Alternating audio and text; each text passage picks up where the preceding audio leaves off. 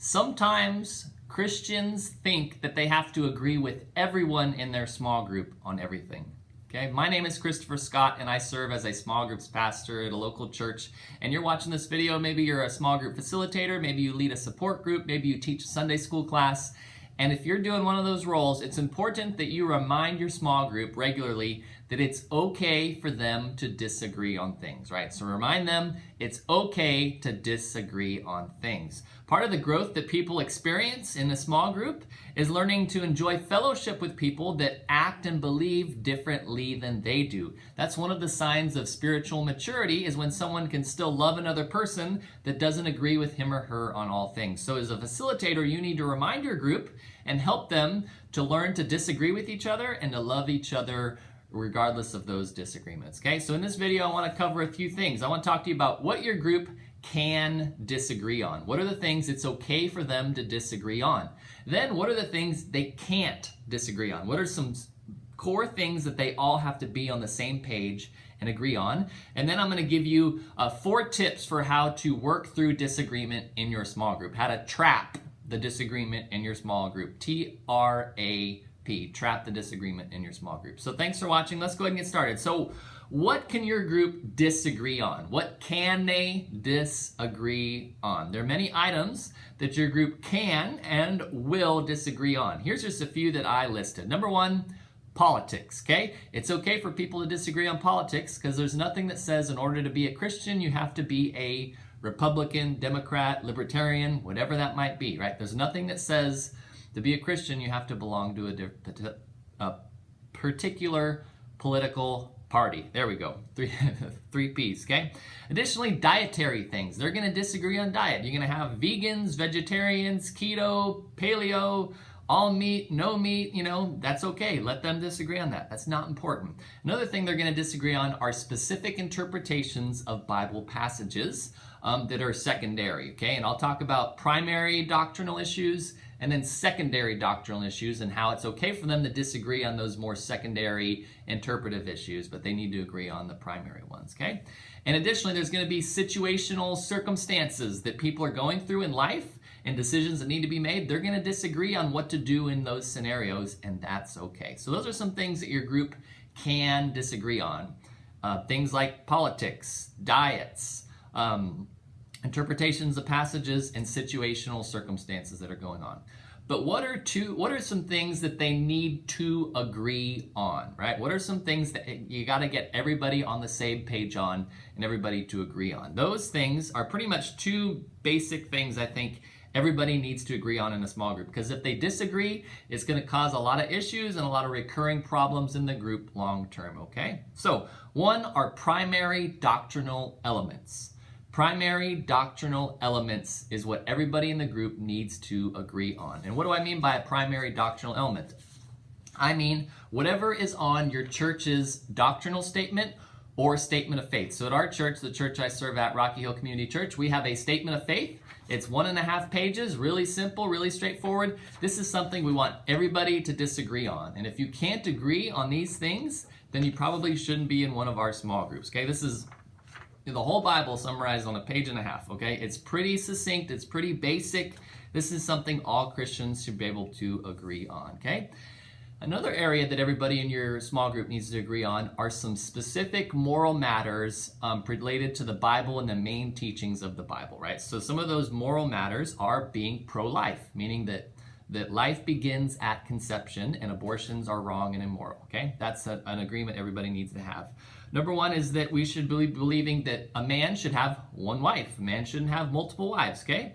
That's another thing we should have. We should believe that God made man and God made woman, right? He made them each separate, individual, and unique, but God didn't make half woman, half man, or unisex or bisex or things like that. God made man, male. God made woman, female, okay? That's something we need to agree on. Additionally, related to that is that marriage should be between a man and a woman, not between 2 men and 2 women, okay? So those are some, you want to be sensitive to those issues because people in your group are going to have family members or friends, loved ones that are intertwined with those and mixed up in those issues, but you got to be, at least the group needs to agree on those together, okay? So we talked about what your group can disagree on, what's okay for them to disagree on, then some things they need to agree on and be on the same page on. But what if conflict comes up in your group? I'm going to give you 4 tips to navigate conflict in your small group. TRAP.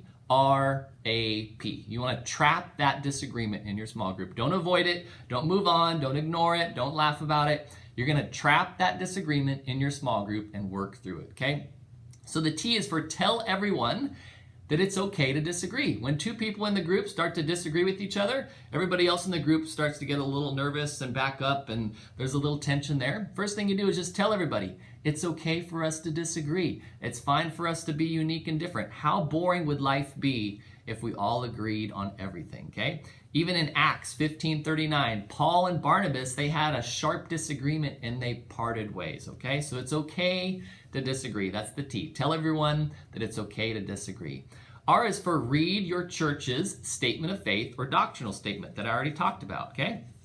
So right here, let's say there's a disagreement. In our small groups, I usually give a copy of this to everybody in their bag or their box of materials that we give them. And so this is something, you pull it out, you look it over. You know, this is a good topic to talk about and that we disagree on. Let's see what the church says about it. You read through it, look through it. If the thing they're talking about isn't on here, then it's okay for them to disagree. If it is, then you're going to bring this in, and this is the independent third party that helps you provide some resolution to the discussion, okay? It's not he said, she said, or those things. This is the church's position, and this is what we all need to be on the same page, right? David wrote in Psalm 133:1 says, Lord, my heart is not proud. My eyes are not haughty. I don't concern myself with matters too great or too awesome to grasp. There's some things that we just don't really understand as Christians, and it's okay, and we're going to have disagreement on those, and even the Bible might not clarify for them as much as we would want, okay? So that's the R, read the church's statement of faith or doctrinal statement. The A is for articulate the desire for the church members to agree on primary issues, but it's okay for them to disagree on secondary issues, okay? Articulate the church's desire for everybody to agree on the primary issues in the doctrinal statement, but it's okay for them to disagree on the secondary issues, right? So what we're shooting for here is what's talked about in Romans 12:18. It says, do all that you can to live in peace with everyone. We want to live in peace and do what we can to do that by focusing on the primary things and agreeing on them, but being okay to disagree with them. Chuck Swindoll, in his book that just came out, What If God Has Other Plans?, has a great point on this on page 172. I'll put a link to this book in the description there if you want to get it. It's a great practical resource I think a lot of church ministry leaders should read and have. So he's talking about legalism and doctrine and how some people make legalism and doctrine more important than fellowship and relationships. He says, the legalist makes the mistake of seeing everything as essential. We've talked about primary doctrines are essential, secondary things not on the doctrinal statement are non-essential, okay? The legalist makes the mistake of seeing everything as essential. If you don't agree with him or her, you're judged. But there should be room for liberty in the non-essentials.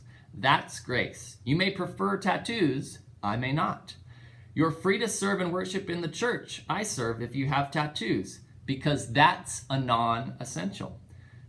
Quit making non-essentials essential. Everyone will be better for it. Your children, your grandchildren, your employees, the people you serve in your small groups, and certainly your neighbors and friends, right? And so that's what we want to do. Articulate the desire for the people in your group to agree on the essentials, which are on the doctrinal statement or the statement of faith, and that it's okay for them to disagree on the non-essentials, things that aren't mentioned on that statement of faith, okay? That's a great resource there. Romans 12:19 says, aim for harmony in the church and try to build each other up. Even though we're going to have disagreements, let's aim for harmony in the church and try to build each other up, okay? P is provide a way for the discussion to continue outside of the group, right? So you've kind of trapped the disagreement, you've read the church's doctrinal statement, you've explained that it's okay for them to disagree on things not on that statement. If there still is a disagreement, encourage them to talk about it after the group, separately, to have lunch or coffee, or to maybe meet with a small groups coach or a small groups pastor or one of the pastors at church. So don't let the disagreement totally derail your group and cause issues. Encourage the discussion to continue after the small group, okay? So conflict, it helps people grow, right? Conflict helps people grow. Learning to disagree with people that don't act and don't believe the way we do is one of the signs of a spiritually mature person, right? When you can love someone you know that believes and acts differently than you, that's one of the signs of a spiritually mature person, right? And that's what M. Scott Boren talks about in Leading Small Groups, The Way of Jesus. He talks about this on page 176. He writes, "Conflict creates opportunities for us to grow up. We don't like conflict, but we need it.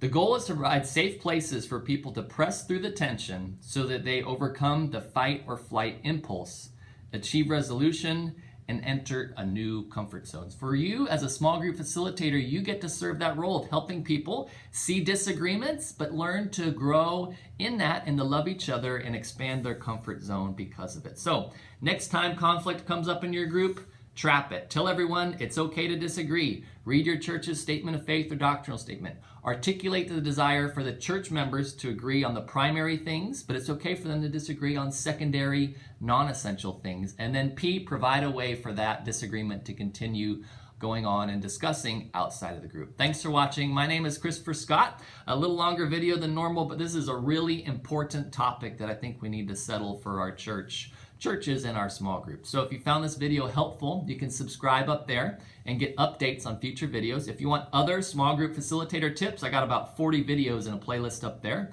If you want some brief 5-minute introductions to books of the Bible, I got those over there, and some other small group videos over there. Thanks for watching, and I hope to catch you again soon on another video.